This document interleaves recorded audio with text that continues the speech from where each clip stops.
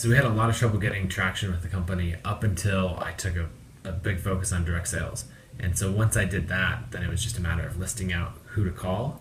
And so I would email them, try to find out what frustrations they had with email marketing and with the products they were using. And then anyone who responded, I'd try to get them on a call and, then try to close that call. And a lot of people would say like, I'm not going to switch, it's too much work. And so then we'd even take the non-scalable work further and be like, okay, we'll do it all for you for free. So we'd lose money on those initial customers, but it was worth it for getting the traction. The way that we would create an echo chamber is that we would, pick a particular niche, and so go after email marketing for professional bloggers, but then narrow it down much further.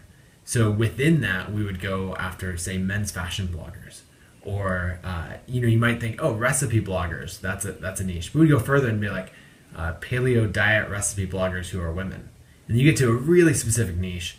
And when you target those people, we're talking a list of like 40, 50 people that you could actually list out, and they all know each other and they're all friends with each other.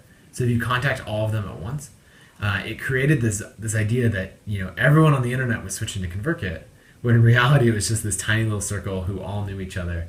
And so we could create this echo chamber of, they thought we were a much bigger company and a much bigger movement than we actually were. And that created now a much bigger company and a much bigger movement.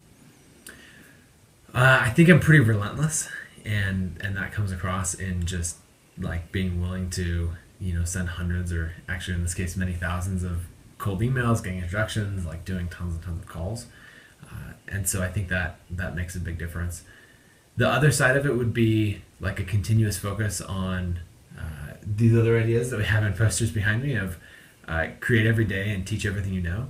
And so just being out there and telling our story and being open with all of the struggles that we have, like the exact revenue numbers of ConvertKit, all the things that most businesses aren't willing to share, that's actually like built a following for the company itself.